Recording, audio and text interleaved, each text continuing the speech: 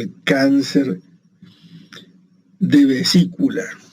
Está bajo un título mayor que es el cáncer de vías biliares. Ustedes saben que las vías biliares se dividen en vía biliar principal, que serían los dos conductos hepáticos, derecho e izquierdo, el conducto hepático común y el colédoco. Esa es la vía biliar principal. Hagamos de cuenta que es una ruta, que es una avenida gigante, ¿sí? Y después nos queda este divertículo que es la vesícula, que se llama vía biliar accesoria. Entonces, cáncer de vías biliares es el tema general, pero cáncer de vesícula biliar es el tema específico de hoy. Entonces, si ustedes tienen la vesícula biliar, acá tienen la vía biliar. Entonces hoy lo que vamos a ver es la aparición del cáncer en la vesícula. Y si ustedes dicen cáncer en la vesícula, inmediatamente piensen que hay cálculos, asociación entonces entre cálculo y cáncer de vesícula. Muy bien, sigamos.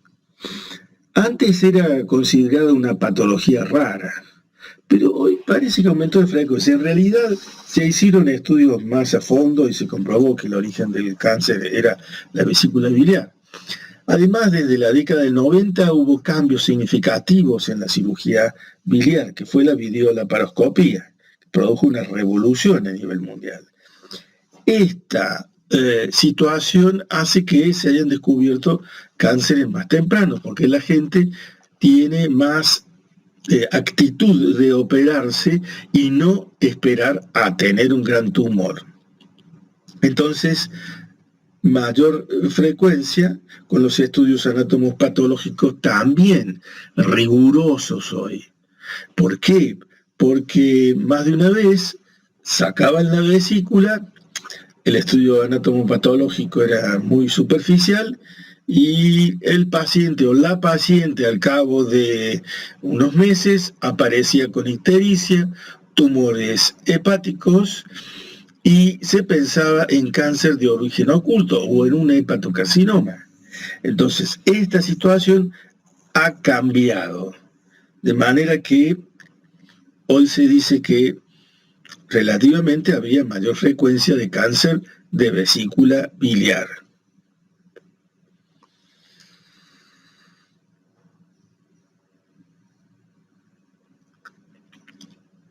Es el 1% de los cánceres en general.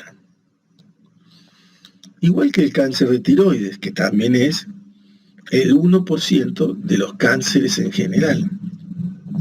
En Argentina y en aparato digestivo ocupa el 5º lugar, después del cáncer de recto, de colon, de páncreas y de estómago.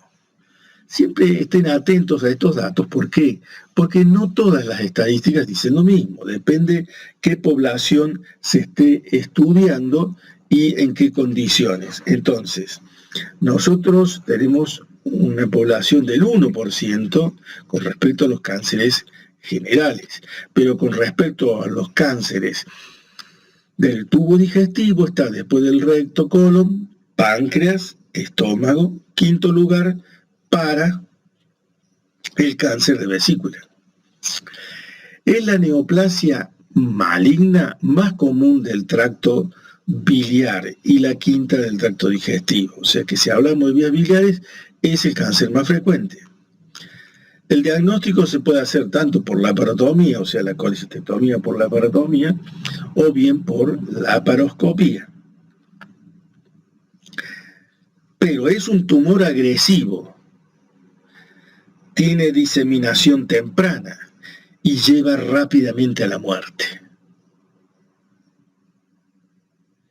Si pensamos en el cáncer de mama, vamos a ver en las estadísticas internacionales que la frecuencia es alta y la mortalidad que tiene no es tan alta. En cambio, el cáncer de páncreas tiene una aparición frecuente, 3º o 4º lugar en aparato digestivo, y una mortalidad elevadísima. Si miramos cáncer de pulmón, lo mismo, el tumor evoluciona antes de dar manifestaciones radiológicas, tomográficas, ya se hizo invasor. Y en este caso, el cáncer de vesícula biliar, y son pacientes que han tenido síntomas biliares durante mucho tiempo y aparece el cáncer de vesícula después de años de evolución de su patología. Y esto también se relaciona con las crisis económicas, como por ejemplo lo que está pasando hoy, se relaciona también con las situaciones de la automedicación o que el paciente vive en un paraje aislado y no concurre a un centro asistencial. De modo que todo esto influye para que este cáncer sea agresivo desde el punto de vista social en nuestra Argentina. Tiene mal pronóstico porque el diagnóstico es tardío. Es más frecuente en mujeres, 3:1. El grupo etario que más afecta es entre los 60 y los 75 años. En cuanto a las razas, vemos que hay diferencias entre indígenas, caucásicos y negros. En especial la zona noroeste de Argentina, norte de Chile, Perú, hay mayor frecuencia de litiasis vesicular y de cáncer de vesícula biliar. El sudoeste de América, Bolivia y Chile, la incidencia es mayor. Sería más o menos esa zona. El grupo etario entre 60 y 75 años. Y atención, 1 a 2% de las vesículas resecadas tienen cáncer. En una serie prospectiva que nosotros hicimos de 1000 vesículas operadas, encontramos 17 cánceres, de los cuales 4 fueron tempranos. Entonces, 1 a 2% de las vesículas resecadas tienen cáncer.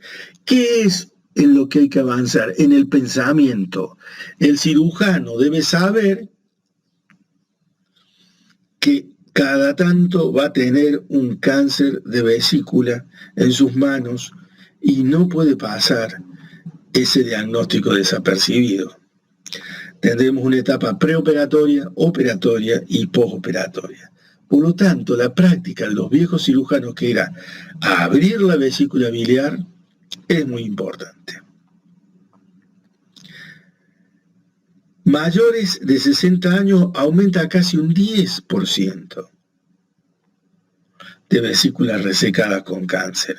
Por supuesto, depende de qué población y depende de tantos otros factores. ¿Hay cáncer de vesícula? Hay litiasis vesicular. Hay una estrecha correlación entre la presencia de cálculos y la presencia de cáncer. Si el cálculo es mayor de 3 centímetros, pensar en cáncer. Tienen 10 veces más posibilidades de desarrollar cáncer de vesícula que los de 1 centímetro. O sea, en la medida que aumenta el tamaño del cálculo, tiene más posibilidades de desarrollar cáncer. Hipótesis de carcinógeno: degradación de sales biliares por bacterias sobre una mucosa alterada crónicamente por una colecistitis crónica. Aquí, como se ve, se ha reemplazado el fondo de la vesícula biliar por esta masa tumoral. Y aquí posiblemente este sea el ganglio de Mascagni, el ganglio cístico que está metastizado por la tumoración. Y esto aparentemente es mucosa de aspecto normal. Esto no puede pasarse en un acto operatorio. Naturalmente que la resección aquí tiene que ser más ampliada, tiene que hacerse una cuña en el segmento 4 y 5, que ya vamos a ver. La presencia de vesícula en porcelana tiene alto riesgo de carcinoma, de adenocarcinoma de vesícula biliar. Ahí ven en una tomografía la vesícula en porcelana. Entonces los cálculos sobre la mucosa producen daño del epitelio, inflamación crónica, displasia epitelial, carcinoma in situ, carcinoma invasor. Si nos paramos aquí en el gordito, vamos a pensar. Recuerden ayer que decíamos que los antiespasmódicos, los analgésicos, calmaban el dolor cuando se producía un cólico.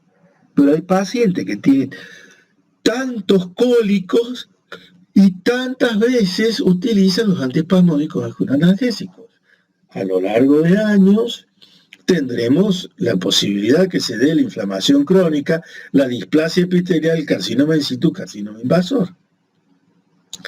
¿Cuál es el planteo? La cirugía antes de llegar a una situación de esta.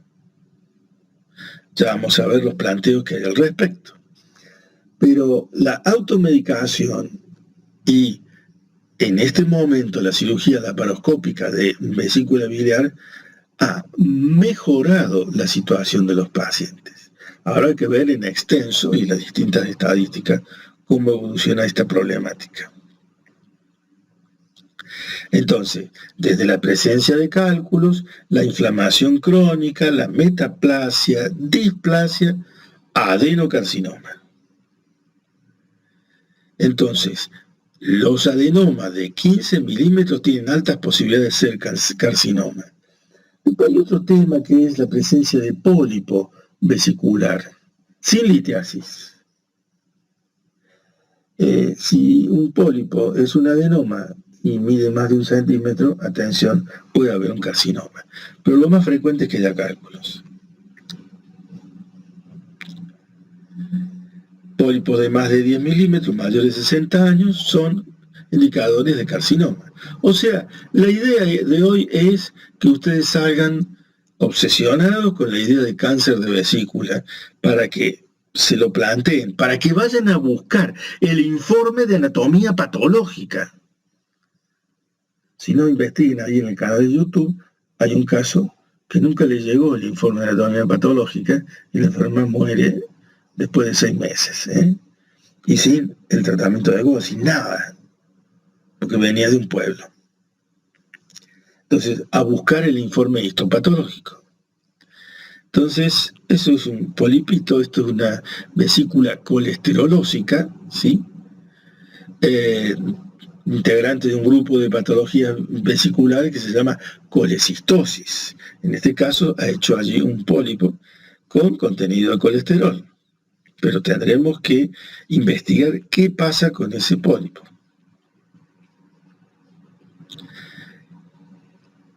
El asunto es que más de 1/3 de los cánceres de vesícula no se evidencia por macroscopía.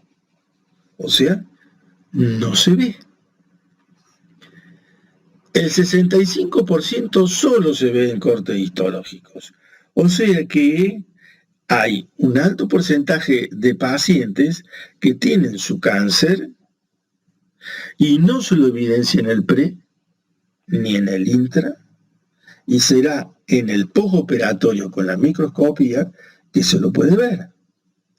Entonces se dan cuenta que la posición que tiene el médico y el paciente no es la mejor, que estamos expuestos a tener esta patología cuando la litiasis es crónica, de larga data, y también según la raza, y también según la edad, y también según el sexo. Y si se opera de la vesícula, no se hace el diagnóstico preoperatorio, no se hace el diagnóstico intraoperatorio, no se hace un exhaustivo estudio histopatológico, la paciente, al cabo de unos meses, presentará un tumor hepático de origen desconocido, que se lo catalogará como capaz un hepatocarcinoma o un colangiocarcinoma. Pero si nos fijamos en el informe de anatomía patológica, tal vez ahí esté la clave. o tal vez revisar los tacos del estudio histopatológico para saber exactamente qué hay, si hubo o no hubo un cáncer y que no lo hayamos tratado. La paciente tiene síntomas de cáncer y no se puede demostrar cuál es el primitivo. Pero nadie pregunta cuando se operó de vesícula. Y la anatomía patológica, bueno, esto es la obsesión entonces de hoy, a buscar el informe de anatomía patológica. ¿Alguien buscó la histopatología? Desde el punto de vista anatomopatológico, tenemos el carcinoma infiltrante, medular, cirro, papilar y el carcinoma mucoso. Infiltrante, el más frecuente, que es el invasor medular de consistencia blanda y de marcada malignidad. Cuando operamos la vesícula a veces es como una uva, sale fácil. Otras veces es como una pasa de uva. O como un higo ya en estado avanzado de desecación. Y otras veces es una cosa dura como el charqui. Permítanme las comparaciones. Es una vesícula cartonada. En medio de eso puede haber un cáncer. Entonces, le llaman vesícula escleroatrófica. De tantos procesos inflamatorios que ha tenido, se ha achicharrado, se ha endurecido, no hay plano. Hay que trabajar mucho durante la cirugía para prevenir la hemorragia, evitar la hemorragia y extirpar completamente la vesícula biliar. Y en algún momento lo que se hace es una colecistectomía parcial. No estaremos dejando un cáncer de vesícula en la famosa operación de Pribram o colecistectomía parcial. Entonces, bueno, tenemos el cáncer de vesícula que puede dar en el fondo y allí evolucionará hacia el parénquima hepático o hacia los órganos vecinos. Puede aparecer en el cuerpo y allí está relacionada con el colon o con el duodeno, o puede estar en el cuello, o puede estar en la bolsa de Hartmann, o Hartmann, como quieran. O puede haber un carcinoma de vesícula difuso. Entonces, dependiendo cuál es la zona donde asienta el tumor, serán las consecuencias del mismo en la vecindad. Si es el fondo, el parénquima hepático, el pipón mayor. Si es en el cuerpo, y puede llegar a ser el colon o parénquima hepático. Y si es el cuello y está cerca de la vía biliar, está cerca de el duodeno. Y también está la posibilidad de que toda la vesícula sea carcinomatosa. Cuando hay fístulas biliodigestivas con colon, con duodeno o con estómago, a pensar en cáncer de vesícula. La más común es la fístula duodenal o la fístula a colon, que ya vimos ayer cuando hablábamos de cómo viajaba el cálculo. Después del viaje canalicular también estaban estas dos fístulas. Hay otras posibilidades de fístula. El dato clave que el 94% o más de los cánceres de vesículas son adenocarcinomas. Recuerden, desde el tercio inferior del esófago hasta el ano, los cánceres son adenocarcinomas. Y al costado, y mucho menos, está el linfoma. Mucho menos el carcinoide. Pero el linfoma no Hodgkin está presente en aparato digestivo y se relaciona con el SIDA. Y como siempre, en cualquier órgano que aparezca cáncer y se relaciona con los pedículos. El tema de cómo evoluciona el cáncer. En este caso hablamos de ganglios.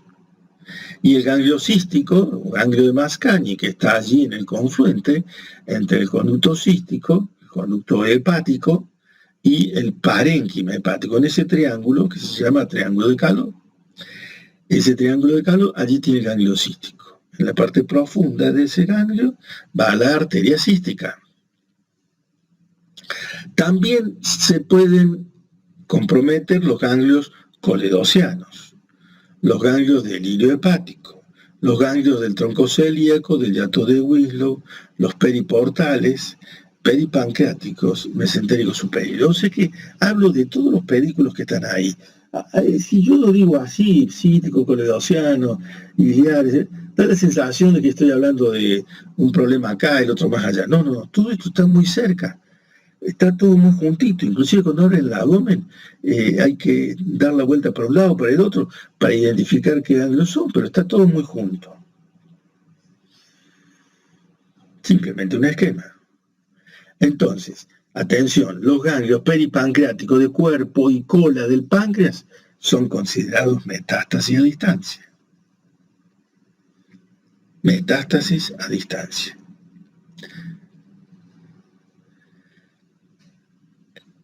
Entonces, la propagación linfática, ya dijimos todos los grupos ganglionares que corresponden a los pedículos. Pero aquí está una de las cosas malditas de este tumor, que es la extensión directa a hígado, al segmento 4 y 5. Miren chicos, más allá de los, con el perdón de los hepatocitos, con el perdón de los macrófagos fijos, las células de von Kupfer, con el perdón de las vías biliares, el hígado es una esponja, y una esponja de sangre. Imaginen ustedes si siembran algunas celulitas neoplásicas en medio de esta esponja, ¿qué va a pasar? Y se va a diseminar rápidamente. Entonces, la extensión directa al hígado, al segmento 4 y al segmento 5, es una diseminación importantísima en el cáncer de vesícula, sobre todo cuando está en la cara relacionada entre vesícula e hígado, la cara superior de la vesícula biliar.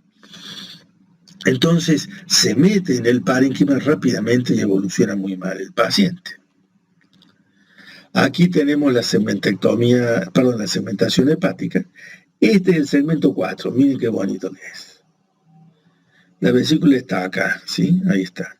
Y este es el segmento 5. Entonces, para una situación de esta habría que extirpar estos dos segmentos, ¿eh? Entonces, segmento 4, segmento 5 y la vesícula biliar. Entonces, habría que venirse con esos dos segmentos cuando descubrimos el cáncer de vesícula biliar, pero no es lo mismo en un mismo acto operatorio hacer todo o hacerlo en dos actos operatorios. Otra situación, no es lo mismo que venga, qué sé yo, doña Polola, acá vecina del barrio, a operarse de vesícula y nosotros le hagamos una segmentectomía 4-5 con colecistectomía, la dejemos con drenaje. En vez de ser una operación de un día, termina siendo una operación que con la enferma internada 7 días, que después hace hemorragia, que hace infección del lecho, que está en terapia intensiva. ¿Qué piensa la gente? La gente piensa, mira lo que me hicieron, me operaron mal, ¿sí? Pero siempre hay que advertir la posibilidad del cáncer de vesícula biliar. Y no todo es, corre las brasitas, pone un poquito de carne dentro de un rato, voy a operar una vesícula, ya vengo. No. Tenemos que estar dispuestos a hacer una cirugía de 20 minutos, una hora, o bien tener que hacer una resección hepática. Entonces, también está la otra posibilidad de propagación, que es la extensión a órganos vecinos: colon, duodenopáncreas, estómago, epipleo mayor. Por supuesto, no es lo mismo que se extienda el epipleo mayor, que es perfectamente resecable, o que vaya al colon, o al duodeno, o al mismísimo páncreas, o al estómago, que allí se plantean otras situaciones. Extensión directa a órganos. Propagación. Tumor de cuello y bolsa de Arman invaden el pedículo hepático, el conducto hepático común, Y ahí se plantea el diagnóstico diferencial con el tumor del confluente, que es el tumor de Klatskin, año 1951. Entonces, si ustedes tienen aquí la vesícula biliar, tienen aquí el fondo, el cuerpo, esto es la bolsa de Armand, y el tumor sale acá, y va a invadir esta área, que es donde sale el tumor de Klatskin, que es el tumor del confluente o del Carrefour, ¿sí?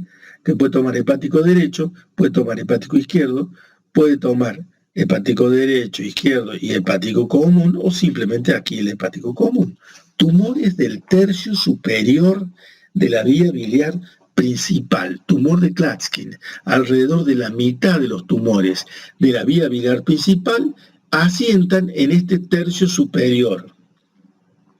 Y en este caso en particular, los tumores de vesícula pueden invadir la vía biliar principal y comportarse como un Klatskin.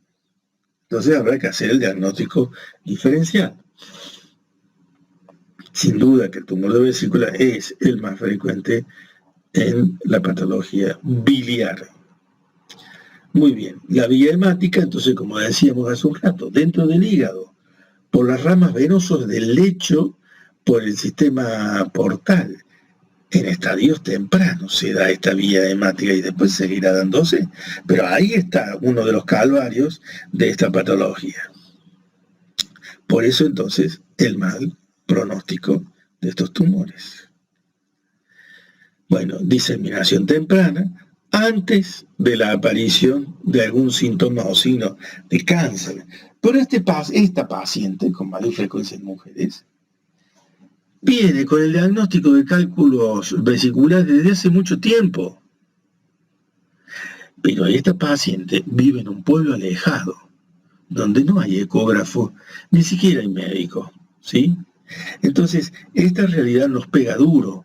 Cuando llega una paciente del interior, que tiene una litiasis avanzada, y bueno, hay que hacer malabarismo, ¿sí? Para poder resolver el problema.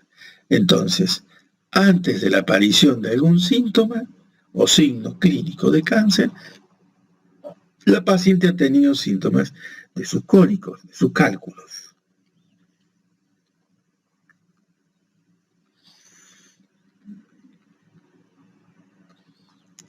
Entonces, diseminación temprana. La estadificación es difícil. ¿Y por qué? Porque ustedes saben que el cálculo va haciendo como una fibrosis de la mucosa, de la submucosa, de la capa muscular. Hay áreas donde es pura fibrosis. Hay otras áreas que están mucho mejor, donde se puede identificar la mucosa. Pero si no, es una cosa fibrosa, sobre todo en la vesícula escleroatrófica. Entonces imaginen que ustedes tienen un tumor en una vesícula tan lesionada. Ese tumor en esa vesícula tan lesionada es muy difícil de decir, es de la mucosa solamente, es de la mucosa de la capa muscular. Además, hay lugares donde la pared de la vesícula se afinó mucho, aunque el tumor la hace que crezca de tamaño y se haga de mayor espesor. Entonces la estadificación es difícil. No obstante, hay clasificaciones, como ya vamos a ver. Muy bien. Al principio, por supuesto, pasa inadvertido y enmascarada por los síntomas de la colecistopatía. Esto es lo que decíamos recién. Entonces, ¿cómo se lo descubre al tumor? Y a veces en el preoperatorio uno se da cuenta que hay un tumor ahí. ¿Por qué? Porque es una masa de gran tamaño en una enferma que viene de muchos años sufriendo de su vesícula biliar. Y además de eso, tiene una vesícula en porcelana. Y además de eso, ahora lo que se palpa es una masa tumoral. Entonces invade el tumor los órganos vecinos. Entonces, ¿qué es lo que presenta? Dolor, masa tumoral con dolor. Y además puede estar infectado el pequeño resquicio de vesícula que queda y tener un pigo colecisto y hacer fiebre. y estar muy mal la paciente. Cuando la paciente llega en este estado, y hay que batallar mucho para poder resolver el problema. Y si es un cáncer avanzado, bueno, el pronóstico es malo.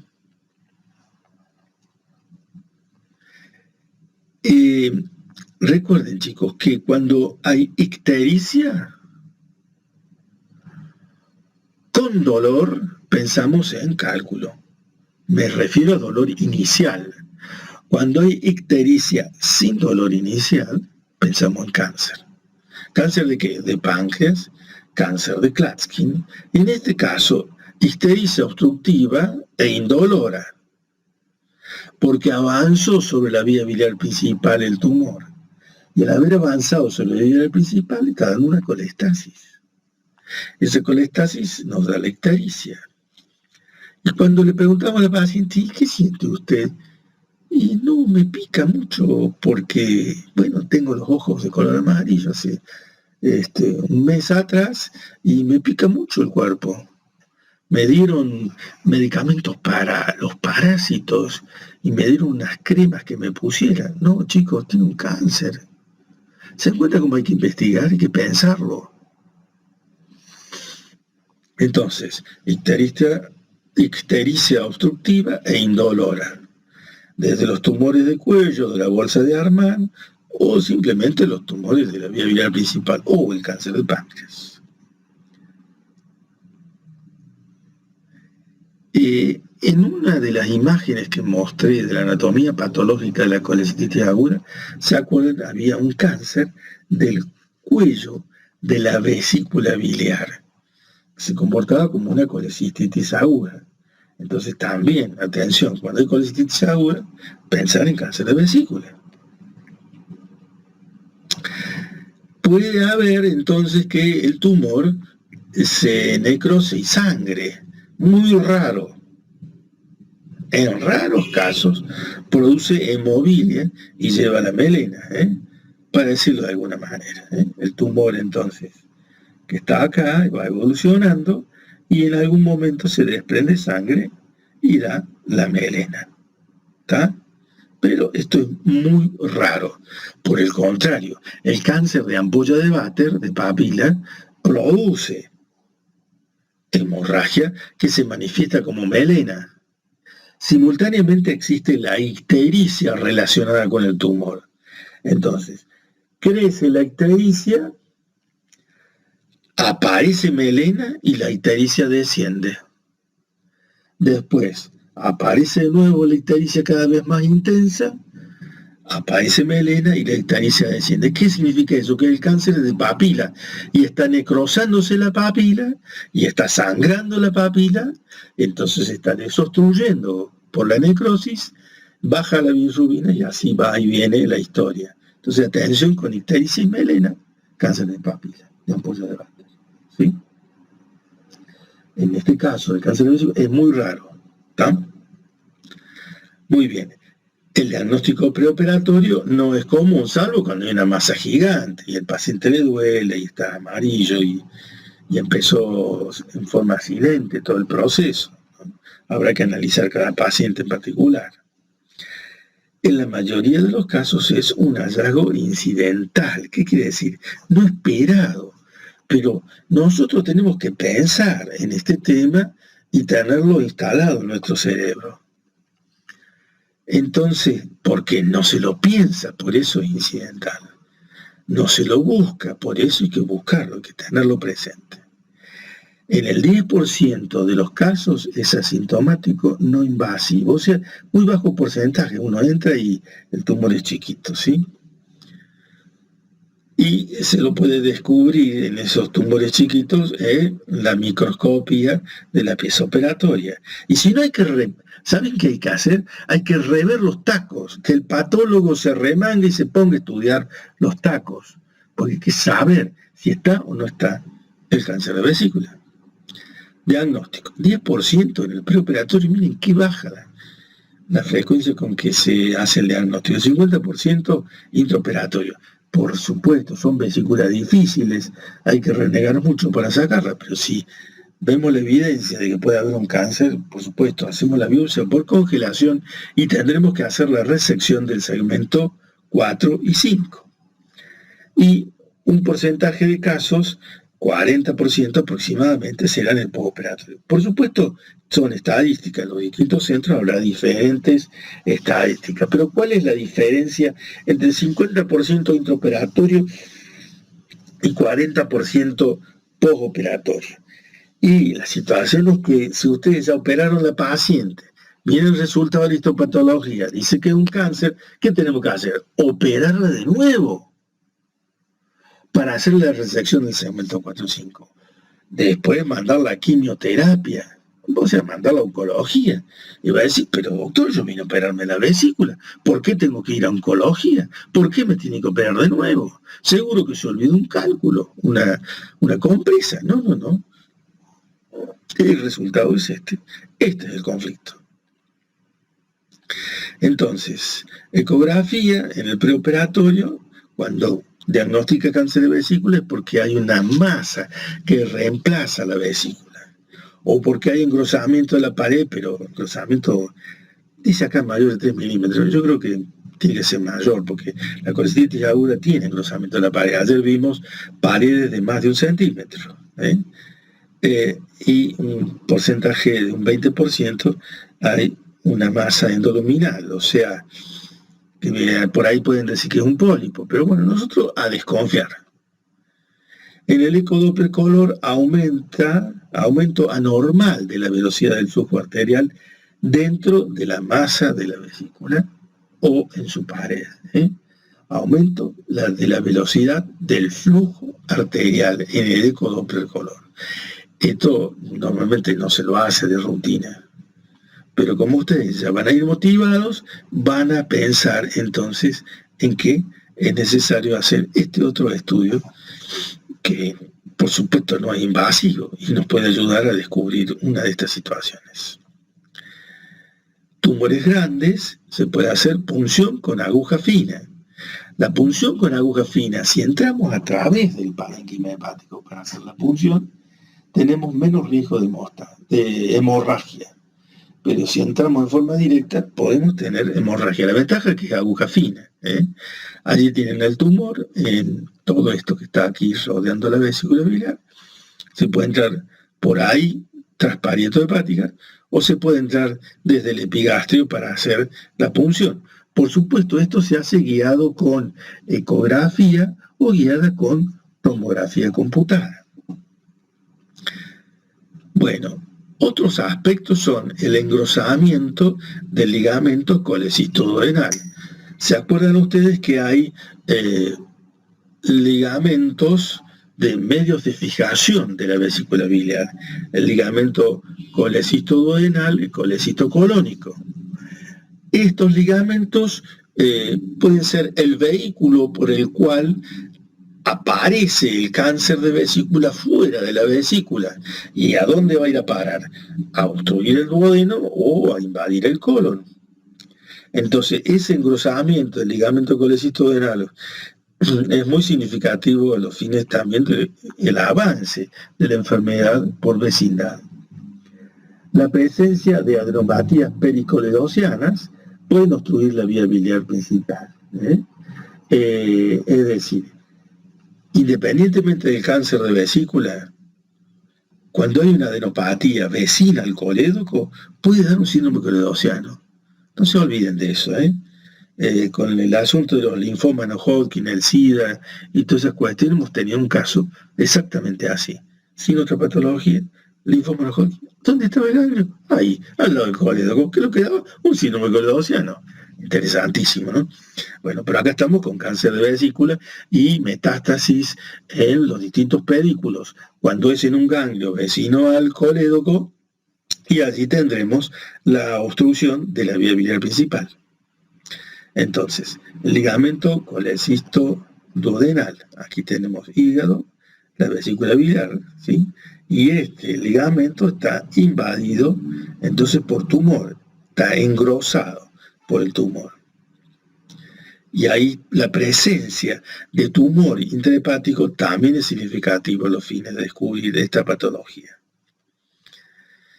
Bueno, ¿y de qué manera podemos abordar eso? Recién vimos la transparieto-hepática, es decir, desde el más o menos octavo espacio intercostal, línea hemiclavicular, tenemos parénquima hepático, tenemos una ventana de parénquima hepático para introducir nuestra aguja y llegar hasta el tumor.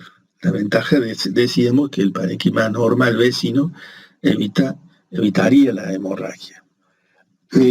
Esto se puede hacer bajo control tomográfico o bajo control ecográfico. Pero para ecografía se le usa más hacer la punción en epigastrio, la punción directa de la masa, pero con el transductor puesto en epigastrio, así se pueden hacer, digamos, lo que se llama estereognosia de las manos del operador. Con una mano ustedes van manejando el transductor y van introduciendo la aguja y llegan al lugar donde quieren tomar la biopsia. Entonces, en este caso habría mayor posibilidades de hemorragia. Pero cuando hay ictericia obstructiva, o sea, decíamos, la transparieto hepática con biopsia, pero la transparieto hepática, si hay una obstrucción, puede colocar un drenaje en la vía biliar principal dilatada y ser un drenaje externo. O bien puede pasar un drenaje a través del tumor que ha invadido la vía biliar principal y ser un drenaje externo interno, es decir, un drenaje que toma la bilis desde el parénquima, pasa a través del tumor y evacua el contenido en el duodeno. Eso sería el drenaje interno-externo transparieto hepático. Y si no, es la otra solución, que es hacer la RCP, que es introducir el endoscopio, visión lateral por la boca, llegar a la segunda porción del duodeno, canalizar la papila, llegar con un catéter hasta arriba con una guía e insertar un stent. ¿Está? Bueno, serían soluciones. Pero para mejorar, digamos, los conceptos, vamos a hacer de cuenta que tenemos un pizarrón y lo hacemos al dibujo como cuando dábamos clases presenciales. Imaginen, este es el pizarrón. Muy bien. Entonces, hacemos el hígado.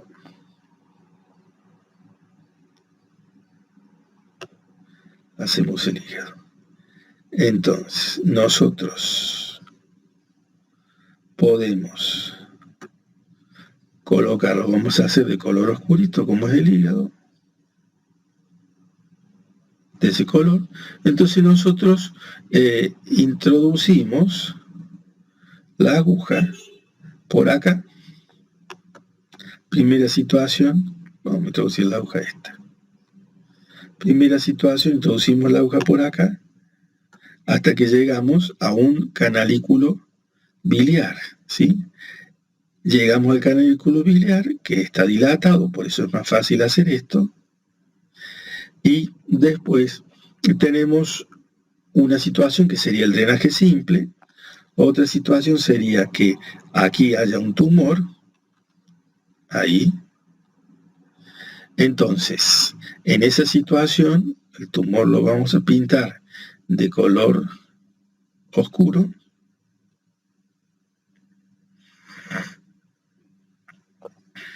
Así. Entonces nosotros, cuando hacemos la colocación del drenaje, es como estaba la flecha recién, pero ya estamos avanzados en el procedimiento, colocamos el drenaje aquí, atravesamos el tumor, llegamos a la vía biliar principal y llegamos al duodeno, ¿sí? Sería esta la situación del drenaje, ¿eh? Entonces este drenaje, lo que hacemos es que llegue al duodeno. Y de ese modo, entonces tenemos orificios en la parte proximal al tumor, serían orificios pequeños. Aquí, sería así, aquí, para que tomen la bilis, más chiquito tienen que ser. Para que tomen la bilis esta,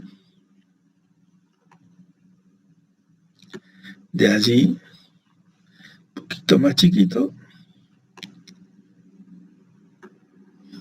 y entonces Esos pequeños orificios capturan la bilis acá proximal, hacen que vaya la bilis por el conducto. Esto iría por acá, ahí, así. Y después tendremos aquí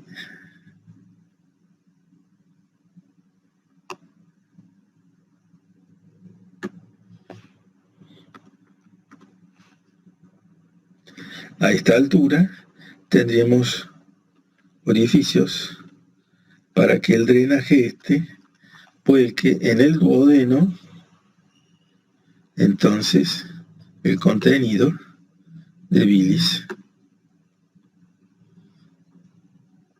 a través de otros orificios.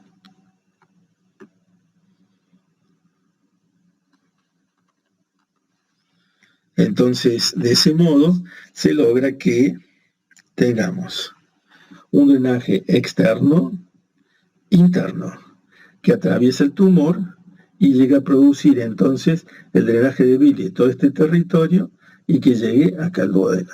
En este caso, el conducto hepático izquierdo está drenando todo este sector, pero nosotros estamos aliviando este otro sector.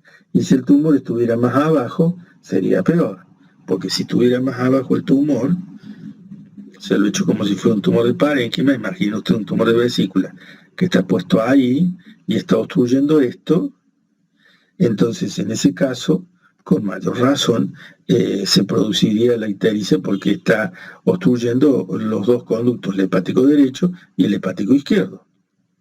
Se dan cuenta entonces, drenaje externo-interno, colocación por vía transparito hepática, desde acá, con perforaciones acá para captar la bilis de este lugar, atraviesa el tumor y llega al duodeno aquí abajo. O sea que en realidad, para que se terminen de ubicar, lo que te faltaría dibujar acá es la vía biliar. Entonces la vía biliar vendría así, así, así, así, así. Ahí. Por supuesto que es vía biliar que está alterada, ¿no es cierto? No es la vía biliar normal esta. La parte distal está mejor, pero la parte proximal no está bien. Y hacemos el otro sector de vía biliar, que es acá donde está el conflicto. Desde acá, sí. Entonces, de este modo, ustedes tienen cómo es el drenaje externo e interno. Para el tema del RCP, vamos a hacer una clase especial de RCP, donde el RCP es colangiopancreatografía endoscópica retrógrada. Entonces, en este caso, ustedes ven que, bueno, esto también está un poquito más arriba, porque el drenaje normalmente llegaría al duodeno, estaría un poquito más arriba. Ahí. Sale por la papila para afuera. Ahí está. Más o menos así quedaría. Por supuesto que esto tendría que girar un poquito. Así.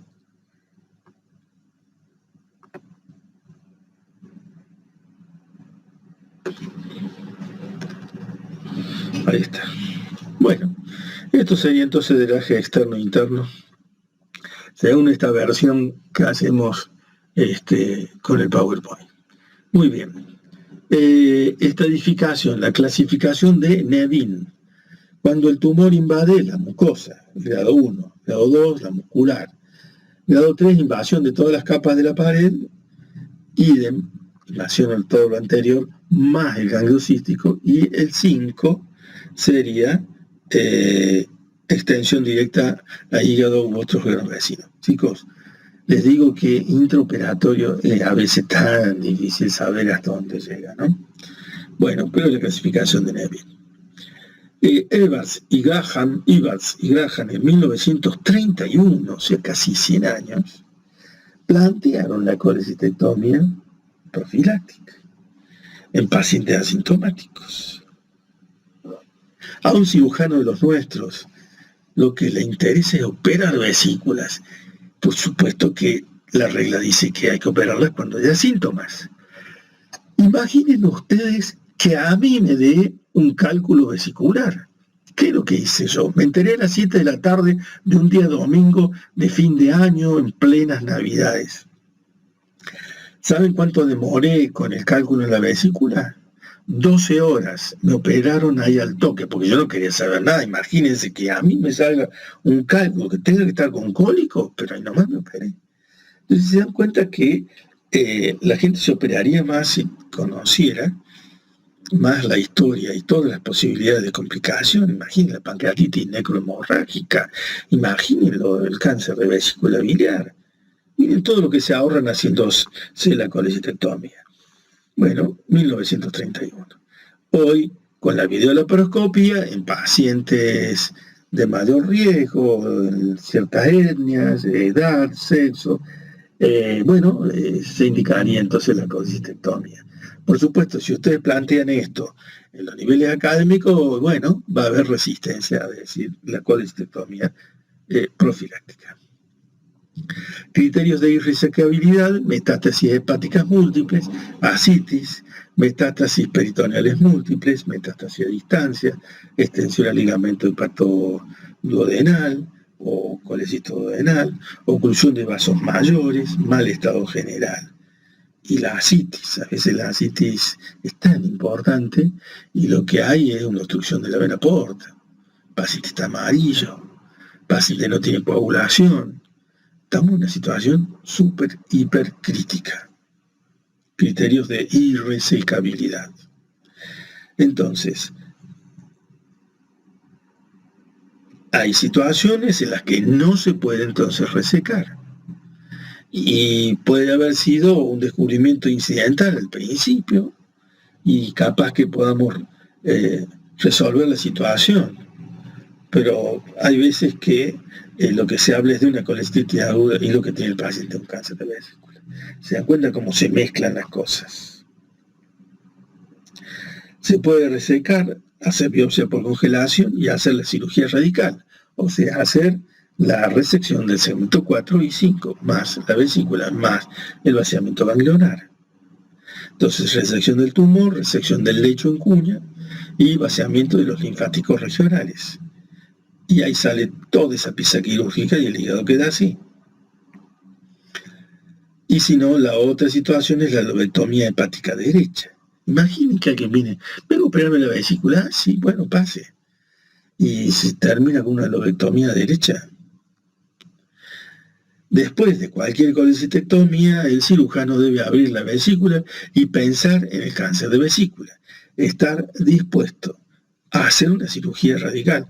O sea, no solo haberle puesto en el consentimiento informado la posibilidad de una cirugía radical, sino que uno física y espiritualmente tiene que estar preparado para hacer una cirugía gigante, que es la colecistectomía más la resección del segmento 4, 5 y quizás alguna otra cosa, y el vaciamiento ganglionar.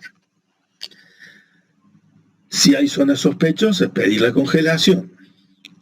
Entonces, con la BLP ha disminuido el cáncer de vesícula. ¿Pero cuál es el problema?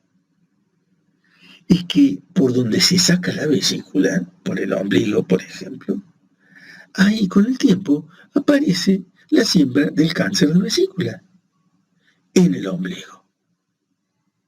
¿Está? Porque por ahí sacaron la vesícula. Si el diagnóstico es microscópico o postoperatorio, si la lesión atravesó la capa muscular, reinternar y hacer la cirugía radical. Si fue por BLP, resecar el trayecto por donde salió la vesícula, el ombligo en este caso. En la cirugía paliativa, y hay que aliviar el dolor, la ictericia, colocar los drenajes, como les decía, el drenaje interno-externo, o bien el stent por vía endoscópica, para mejorar la calidad de vida del paciente. También se puede intentar hacer una anastomosis de Rux al hepático izquierdo, que es lo que hacíamos antes que existieran estos otros procedimientos, era la anastomosis alta, sobre el hepático izquierdo sobre todo, que es el más horizontal y está más cerca de la placa iliar. Son detalles técnicos importantes. El pronóstico. En el estadio 1, 95% viven a 5 años. En el estadio 2, 35% a 5 años. En el estadio 3, el 2%. Los no resecados viven no más de 5 meses. Esto puede ser cierto, por supuesto, pero para cada paciente no es un porcentaje, sino que es vida. La pieza operatoria con la resección del segmento 4-5. Muy bien, vamos al chat a ver las preguntas. Los dejo con esta imagen de la ictericia. Muy bien.